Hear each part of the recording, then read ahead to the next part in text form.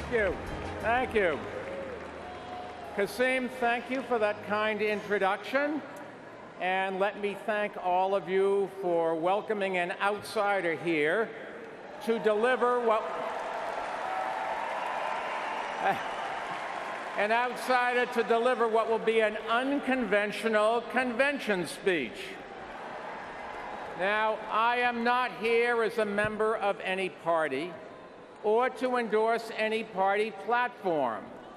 I am here for one reason: to explain why I believe it is imperative that we elect Hillary Clinton as the next president of the United States.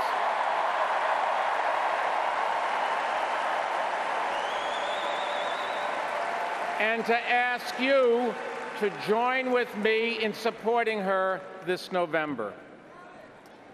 You know, when the Founding Fathers arrived here in Philadelphia to forge a new nation, they didn't come as Democrats or Republicans or to nominate a presidential candidate. They came as patriots who feared party politics, and I know how they felt.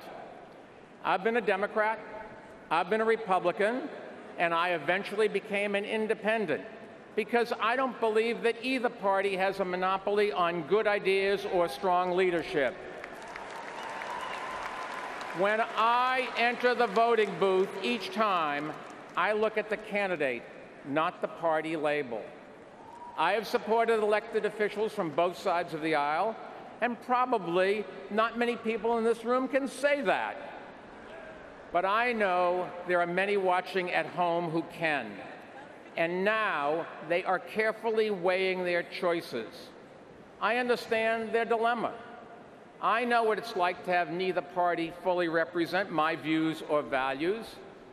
Too many Republicans blame immigrants for problems, and they stand in the way of action on climate change and gun violence.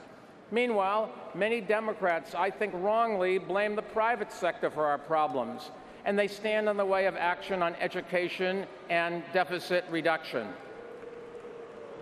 There are times when I disagree with Hillary Clinton, but let me tell you, whatever our disagreements may be, I've come here to say we must put them aside for the good of our country.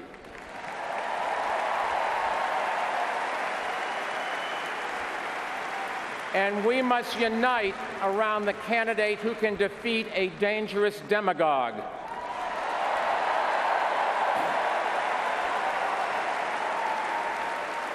I believe it's the duty of all American citizens to make our voices heard by voting in this election.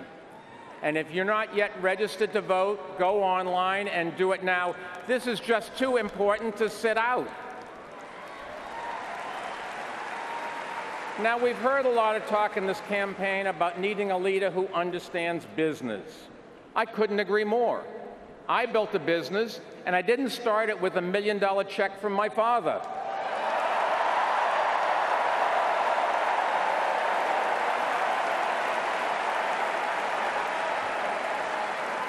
Because of my success in the private sector, I had the chance to run America's largest city for 12 years, governing in the wake of its greatest tragedy.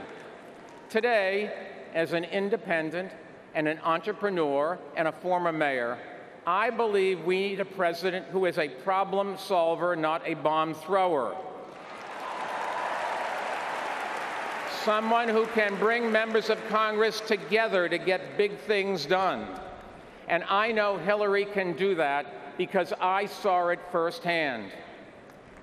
I was elected mayor 2 months after 9/11 as a Republican, and I saw how Hillary Clinton worked with Republicans in Washington to ensure that New York got the help it needed to recover and rebuild. Throughout her time in the Senate, we didn't always agree, but Hillary Clinton always listened. And that's the kind of approach we need in Washington today, and it just has to start in the White House.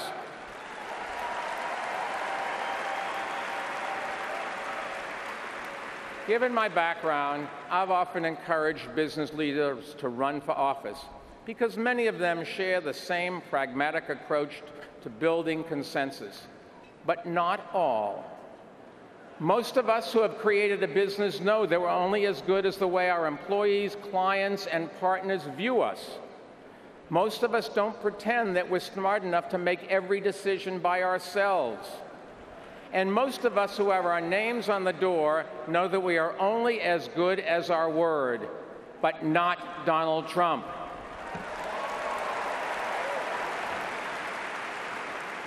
Through his career, Donald Trump has left behind a well-documented record of bankruptcies and thousands of lawsuits and angry stockholders and contractors who feel cheated and disillusioned customers who feel they've been ripped off.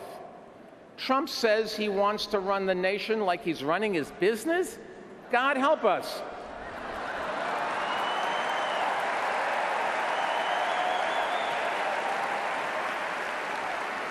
I'm a New Yorker, and I know a con when I see one.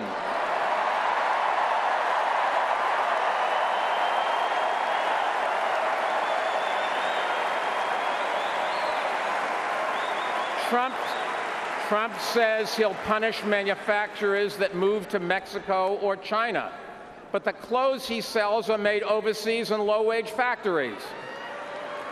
He says he wants to put Americans back to work, but he games the U.S. visa system so he can hire temporary foreign workers at low wages.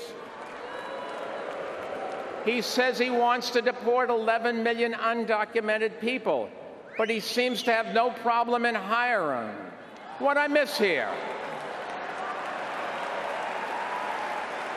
Truth be told, the richest thing about Donald Trump is his hypocrisy.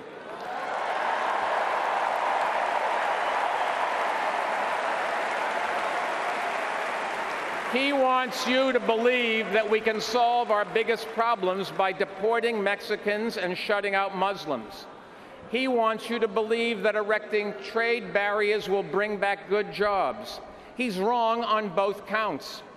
We can only solve our biggest problems if we come together and embrace the freedoms that our founding fathers established right here in Philadelphia, which permitted our ancestors to create the great American exceptionalism that all of us now enjoy.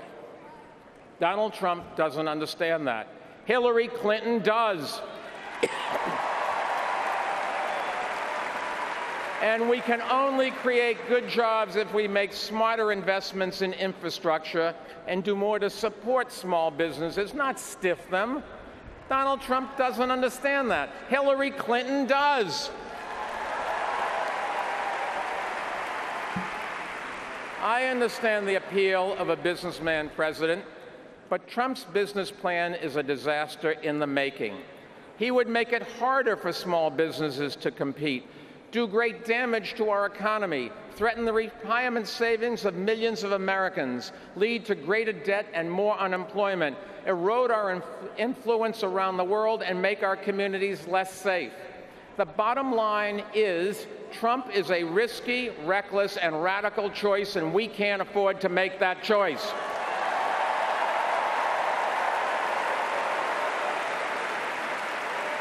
Now, I know Hillary Clinton is not flawless. No candidate is. But she is the right choice and the responsible choice in this election. And no matter what you may think about her politics or her record, Hillary Clinton understands that this is not reality television. This is reality.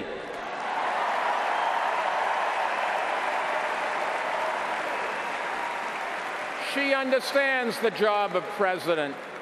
It involves finding solutions, not pointing fingers, and offering hope, not stoking fear. Over the course of our country's proud history, we have faced our share of grave challenges, but we have never retreated in fear. Never. Not here in Philadelphia in 1776, not here at Gettysburg in 1863, not through 2 world wars and a Great Depression, not at Selma or Stonewall, and not after 9/11. And we must not start now.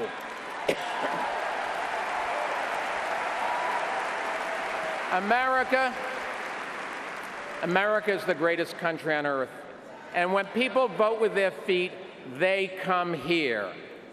The presidency of the United States is the most powerful office in the world. So I say to my fellow independents, your votes matter now. Your vote will determine the future of your job, your business, and our future together as a country. To me, this election is not a choice between a Democrat and a Republican. It is a choice between who is better to lead our country right now. Better for our economy, better for our security, better for our freedom, and better for our future. There is no doubt in my mind that Hillary Clinton is the right choice this November.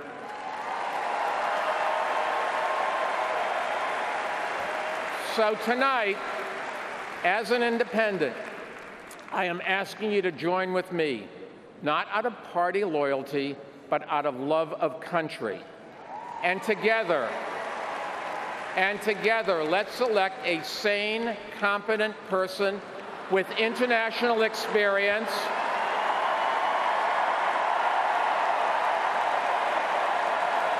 a unifier who is mature enough to reach out for advice, to build consensus, and to recognize that we all have something to contribute.